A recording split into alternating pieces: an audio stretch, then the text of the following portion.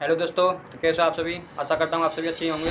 तो कल पार्ट 3 में मैंने आपको एक क्वेश्चन दिया था कि हंटर आयोग का संबंध किस घटना से है। तो इसका आंसर होगा जलियांवाला बाग हत्याकांड, जो कि 13 अप्रैल 1919 को वैसाखी के दिन हुआ था। 13 अप्रैल 1919 को वैसाखी के दिन हुआ था।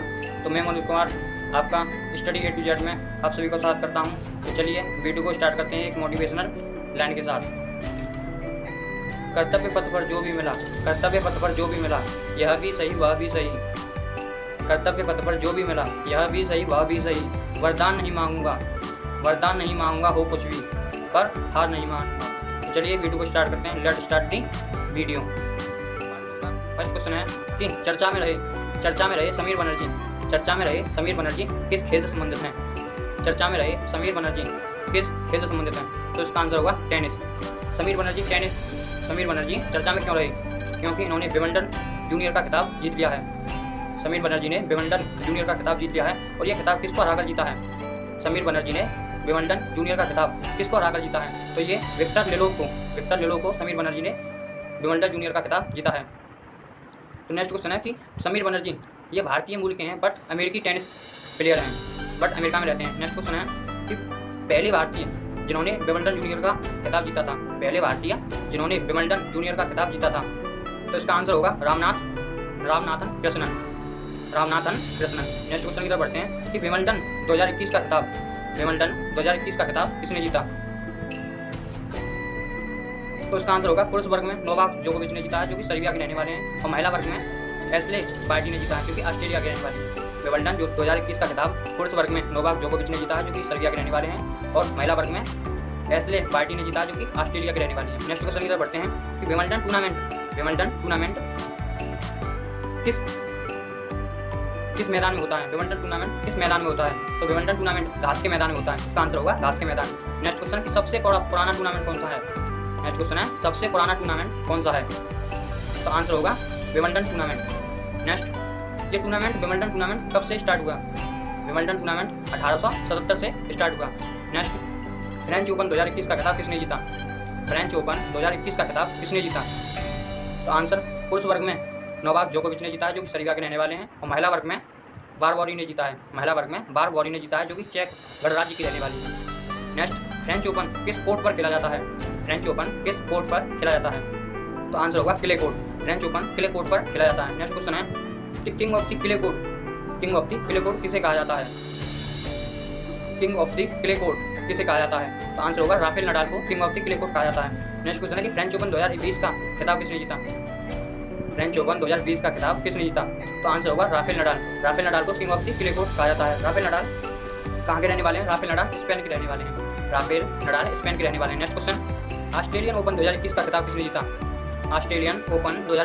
किसने जीता? तो आंसर होगा पुरुष वर्ग में नोवाक जोकोविच ने जीता है, जो कि सर्बिया के रहने वाले हैं। और महिला वर्ग में नाओमी ओसाका ने जीता है, जो कि जापान की रहने वाली है। नेक्स्ट क्वेश्चन है कि टेनिस टूर्नामेंट की शुरुआत कहाँ से हुई? किस खेल से हुई? तो आंसर होगा ऑस्ट्रेलियन ओपन। तो जैसा कि विंबलडन 2021 का खिताब किसने जीता पुरुष वर्ग में, फ्रेंच ओपन 2021 का खिताब किसने जीता और ऑस्ट्रेलियन ओपन 2021 का खिताब किसने जीता? तो तीनों पुरुष वर्ग में नोवाक जोकोविच ने जीते हैं, जो कि सर्बिया के रहने वाले हैं। नेक्स्ट क्वेश्चन नोवाक जोकोविच ने 20 ग्रैंड स्लैम जीतकर किसके रिकॉर्ड की बराबरी की है? नोवाक जोकोविच ने 20 ग्रैंड स्लैम जीतकर किसके रिकॉर्ड की बराबरी की है? तो आपको पता होना चाहिए कि 20 ग्रैंड स्लैम अब तक राफेल नडाल और रोजर फेडरर और नोवाक जोकोविच ने जीते हैं। तो नोवाक जोकोविच ने 20 ग्रैंड स्लैम जीतकर रोजर फेडरर और राफेल नडाल की बराबरी की है। तो नेक्स्ट क्वेश्चन की तरफ बढ़ते हैं। सबसे पुराना ग्रैंड स्लैम कौन सा है?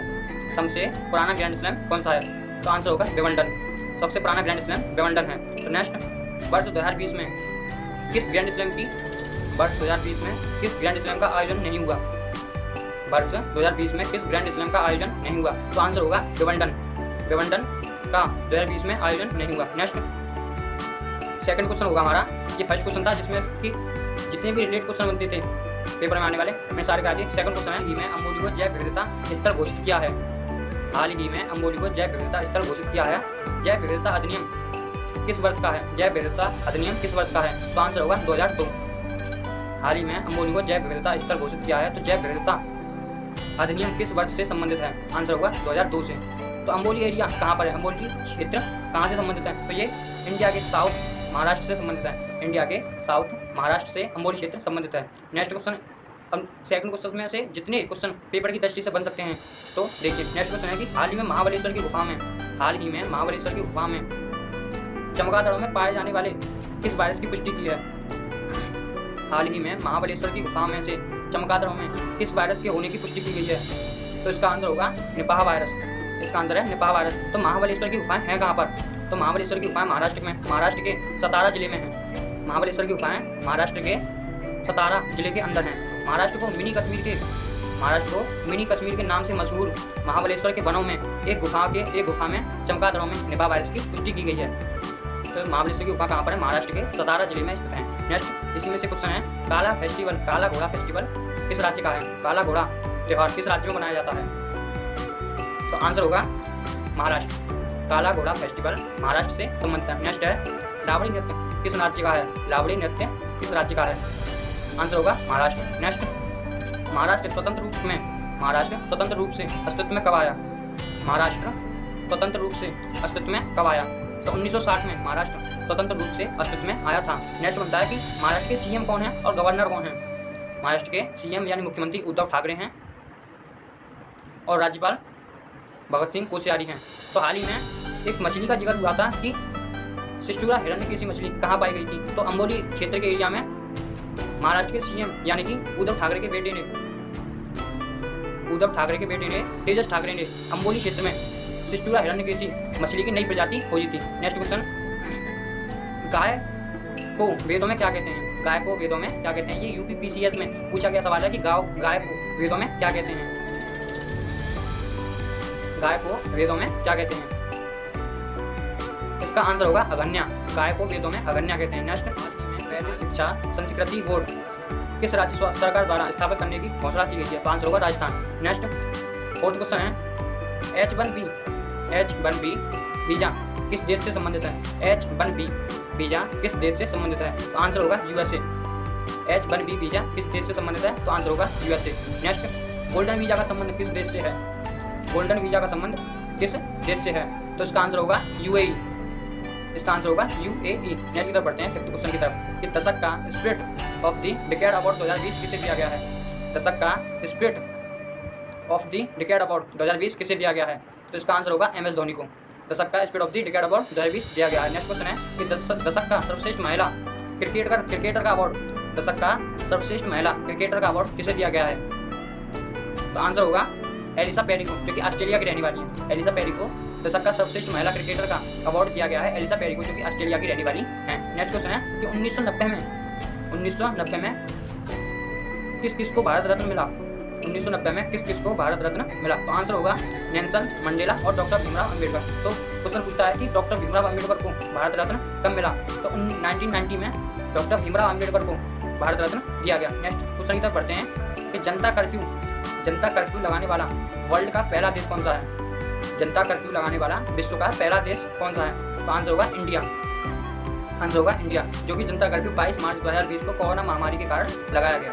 नेक्स्ट क्वेश्चन की तरफ बढ़ते हैं कि ग्रेव यार्ड ऑफ आरबीसी यानी कि आरबीसी का कब्रिस्तान किसको कहा जाता है, ग्रेव यार्ड ऑफ आरबीसी किसे कहा जाता है, तो आंसर होगा स्प्लिंट यानी कि प्लीहा को आरबीसी का कब्रिस्तान कहा जाता है। नेक्स्ट क्वेश्चन बनता है कि विश्व का सबसे बड़ा रेतीला मरुस्थल कौन सा है, विश्व का सबसे बड़ा रेतीला मरुस्थल कौन सा है, तो आंसर होगा रब अल खाली मरुस्थल। रब अल खाली मरुस्थल जो कि सऊदी अरब में पड़ता है। विश्व का सबसे बड़ा रेतीला मरुस्थल कौन सा है, तो रब अल खाली मरुस्थल जो कि सऊदी अरब में पड़ता है। नेक्स्ट क्वेश्चन फिफ्थ क्वेश्चन की तरफ बढ़ते हैं। फिफ्थ क्वेश्चन कोई क्वेश्चन नहीं है, ये खुद मोटिवेशन है जो कि प्रत्येक नवयुवक में होना चाहिए। इस क्वेश्चन को पढ़ते ही आप में एक जुनून दौड़ना चाहिए कि मतलब एक लड़की के बारे में बताया गया है इसमें, जिसका नाम है मलाला यूसुफजई, जिन्होंने बाल शिक्षा प्रतिबंध पर आंदोलन किया। तो ये मोटिवेशन है, ये कोई क्वेश्चन नहीं है। तो आप में भी एक जुनून होना चाहिए। इस क्वेश्चन को देखिए, फिर अगर आपको वीडियो अच्छी लगी हो तो वीडियो को लाइक एंड शेयर सब्सक्राइब जरूर करें। तो क्वेश्चन क्या कहता है, सिक्स्थ क्वेश्चन क्या कहता है कि प्रतिवर्ष वैश्विक स्तर पर मलाला दिवस कब मनाया जाता है, प्रतिवर्ष वैश्विक स्तर पर मलाला दिवस कब मनाया जाता है, तो 12 जुलाई को मलाला दिवस मनाया जाता है।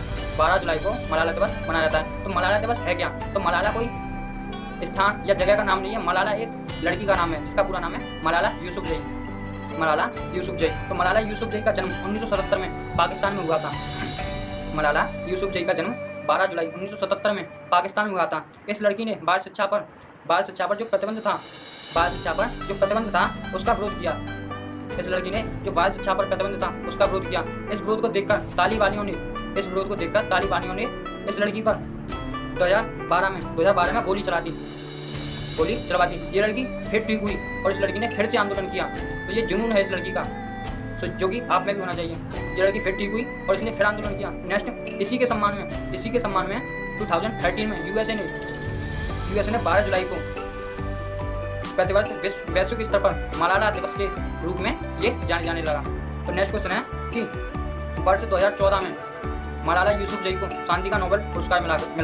वर्ष 2014 में मलाला यूसुफजई को शांति का नोबेल पुरस्कार मिला। मलाला यूसुफजई के साथ कैलाश सत्यार्थी को भी शांति का नोबेल पुरस्कार दिया गया। नेक्स्ट क्वेश्चन की तरफ बढ़ते हैं कि सबसे युवा जिसे शांति का नोबेल पुरस्कार दिया गया।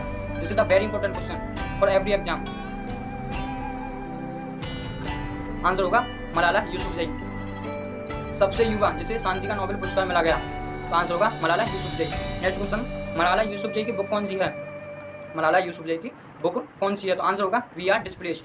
नेक्स्ट क्वेश्चन की तरफ बढ़ते हैं कि राष्ट्रीय युवा दिवस कब मनाया जाता है? राष्ट्रीय युवा दिवस कब मनाया जाता है? तो 12 जनवरी को राष्ट्रीय युवा दिवस मनाया जाता है। किसकी याद में मनाया जाता है? तो स्वामी विवेकानंद की याद में 12 जनवरी को राष्ट्रीय युवा दिवस मनाया जाता है। नेक्स्ट क्वेश्चन की तरफ बढ़ते हैं, इंटरनेशनल युवा दिवस कब मनाया जाता है? इंटरनेशनल युवा दिवस कब मनाया जाता है? तो 12 अगस्त को इंटरनेशनल युवा दिवस मनाते हैं। नेक्स्ट क्वेश्चन की तरफ बढ़ते हैं, पराक्रम दिवस कब मनाते हैं? आंसर दीजिए, पराक्रम दिवस कब मनाते हैं? तो इसका आंसर होगा 23 जनवरी को सुभाष चंद्र बोस की जयंती पर पराक्रम दिवस बनाते हैं। नेक्स्ट क्वेश्चन, 7 क्वेश्चन है, विश्व नर्स दिवस कब मनाया जाता है? विश्व नर्स दिवस कब मनाया जाता है? तो इसका आंसर होगा 7 मई को विश्व नर्स दिवस मनाया जाता है। नेक्स्ट, 12 मई को विश्व नर्स दिवस मनाया जाता है। तो किनके जन्म दिवस पर मनाया जाता है? तो नाइटिंगेल फ्लोरेंस के जन्म दिवस पर 12 मई को विश्व नर्स दिवस मनाया जाता है। नेक्स्ट, राष्ट्रीय दुग्ध दिवस कब मनाया जाता है? राष्ट्रीय दुग्ध दिवस कब मनाया जाता है? तो इसका आंसर होगा 26 नवंबर को वर्गीज कुरियन की याद में के जन्म दिवस पर राष्ट्रीय दुग्ध दिवस मनाया जाता है। नेक्स्ट क्वेश्चन, 8th क्वेश्चन है कि शांति का पहला नोबेल पुरस्कार किसको दिया गया? जो शांति का नोबेल पुरस्कार होता है सबसे पहले किसको दिया गया? क्वेश्चन है शांति का पहला नोबेल पुरस्कार किसको दिया गया? तो आंसर होगा हेनरी ड्यूनेंट को शांति का पहला नोबेल पुरस्कार दिया गया। इन्होंने रेड क्रॉस सोसाइटी की स्थापना की थी। इन्होंने किस सोसाइटी की स्थापना की थी? तो इन्होंने रेड क्रॉस सोसाइटी की स्थापना की थी। नेक्स्ट क्वेश्चन है, इन्हें ये अवार्ड 1909 में मिला गया।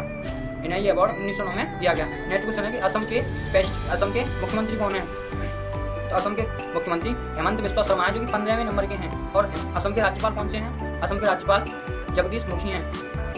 नेक्स्ट क्वेश्चन की तरफ बढ़ते हैं कि असम के नवीनतम राष्ट्रीय उद्यान कौन से हैं? असम के नवीनतम राष्ट्रीय उद्यान कौन से हैं?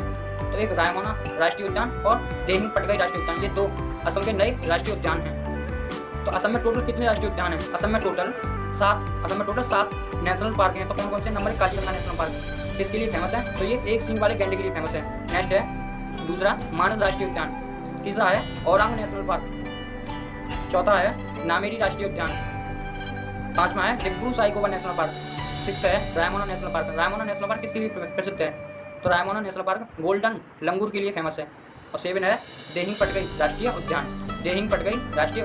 नेक्स्ट क्वेश्चन की तरफ बढ़ते हैं कि रबड़ का बलवनीकरण करने के लिए किसका उपयोग किया जाता है? रबड़ का बलवनीकरण करने के लिए किसका उपयोग किया जाता है? तो इसका आंसर है सल्फर। नेक्स्ट क्वेश्चन है, कुछ इंपॉर्टेंट बुक्स देख लेते हैं कि wings of the fire book किसने लिखी है? तो भारत की आन मान शान डॉक्टर APJ अब्दुल कलाम के द्वारा wings of the fire book लिखी गई है। नेक्स्ट क्वेश्चन है माइंड मास्टर बुक। तो इसका आंसर होगा विश्वनाथ आनंद, जो कि शतरंज के बहुत बड़े खिलाड़ी थे। Vishwanath Anand mind master book है इनकी। नेक्स्ट क्वेश्चन है एट नाइट और ब्लड इज ब्लैक, ये किसकी बुक है? तो आंसर होगा डेविड डायो। नेक्स्ट क्वेश्चन की तरफ बढ़ते हैं कि कि अम्बुबाची का मेला कहाँ पर लगाया जाता है, अम्बुबाची का मेला कहाँ पर लगाया जाता है। तो इसका आंसर होगा असम में। असम में कामाख्या माता मंदिर, कामाख्या माता मंदिर, कामाख्या माता के नाम से प्रसिद्ध एक मंदिर है जहाँ पर योनि की पूजा होती है, जहाँ पर योनि की पूजा होती है, जहाँ से मनुष्य का जन्म हुआ है, उसी की पूजा कामाख्या माता मंदिर में होती है। तो यहीं पर एक मेला लगता है जो कि अम्बुबाची का मेला है, तो ये असम में लगता है। तो ठीक, वीडियो को एंड करते हैं एक मोटिवेशनल लाइन के साथ कि मंजिल ने हौसलों से कहा, मंजिल ने हौसलों से कहा तेरे बस की बात नहीं, मंजिल ने हौसलों से कहा तेरे बस की बात नहीं, हौसलों ने मंजिल की आंखों में आंखें डाल के बोला चल छुट्टी, तेरी इतनी औकात नहीं। जय हिंद।